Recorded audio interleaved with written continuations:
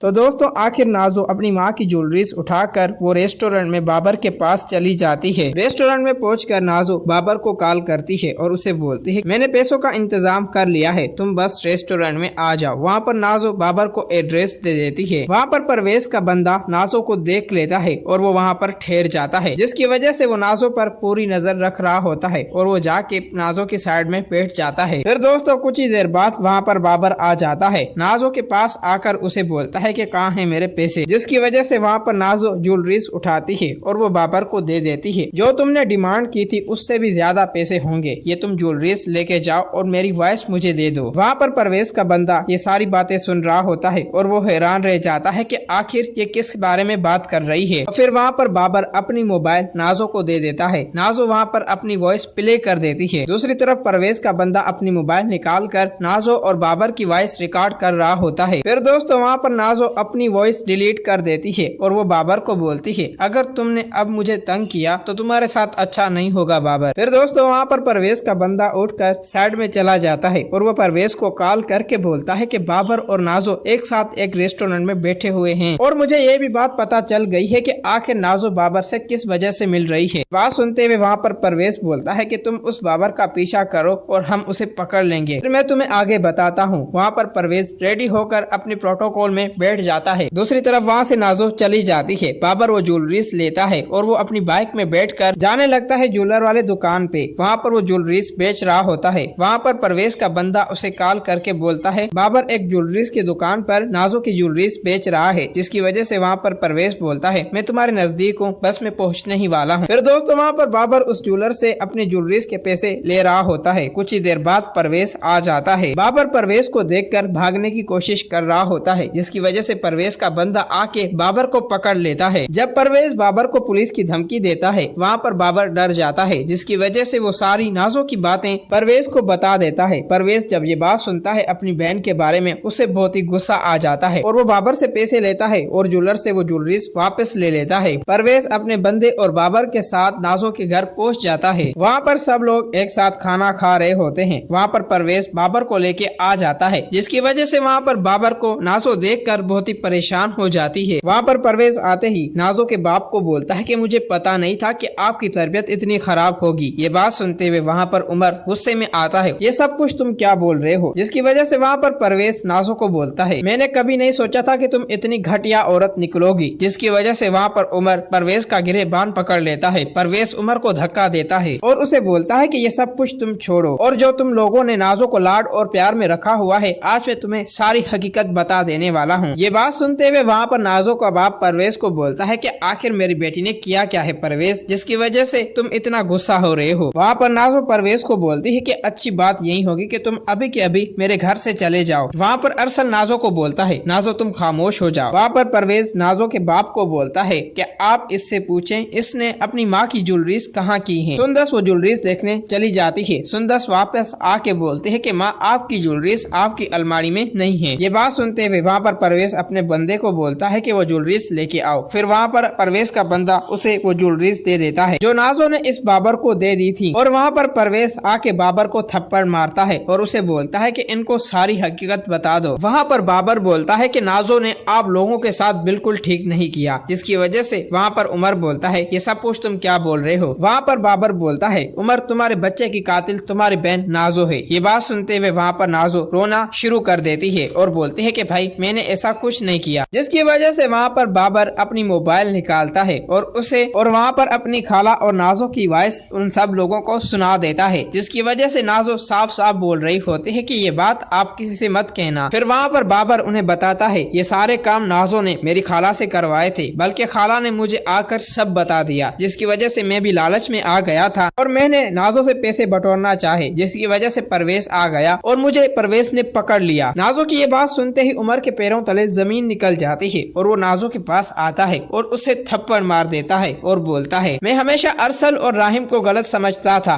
बल्कि मैंने तो तुम पर भरोसा किया और नाजो तुमने मुझे ये सिला दिया, बल्कि तुम्हारी वजह से मैंने मरियम पर जुल्म किए और हम लोगों ने तुम्हें कितने लाड और प्यार से पाला है। नाजो आज तुम्हारे बारे में सब कुछ पता चल गया है। फिर वहाँ पर उमर रोने लगता है, जिसकी वजह से वहाँ पर परवेज बोलता है आप लोग नाजो को माफ कर सकते हैं, लेकिन मैं नाजो को हरगिज माफ नहीं कर सकता। मेरे बहन के बच्चे का कत्ल किया है, मैं इसे हरगिज माफ नहीं कर सकता। फिर दोस्तों वहाँ पर परवेज अपनी मोबाइल निकालता है और वो पुलिस इंस्पेक्टर को कॉल करके बोलता है और उन्हें आने का बोल देता है। कुछ ही देर बाद पुलिस आ जाती है। वहाँ पर पुलिस नाजो को अरेस्ट कर लेती है। नाजो वहाँ पर रो रही होती है और वो सब लोगों से माफी मांग रही होती है। किसी के दिल में भी नाजो के लिए रहम नहीं होता और वहाँ पर पुलिस इंस्पेक्टर नाजो और बाबर को अरेस्ट करके चला जाता है। वहाँ पर उमर मरियम के पास आता है और उसे हाथ जोड़ लेता है और बोलता है कि मरियम तुम मुझे माफ कर देना, बल्कि मैंने तुम्हारे साथ हमेशा गलत किया है नाजो के कहने पे। और अरसल और राहिम मैं भी तुम लोगों से माफी मांगना चाहता हूँ, बल्कि मैंने तुम्हारा बहुत ही दिल दुखाया था। और सुंदस मैं आपसे भी माफी मांगना चाहता हूँ, क्या आप मुझे माफ कर सकती हैं? जिसकी वजह से वहाँ पर सुंदस उमर को बोलती है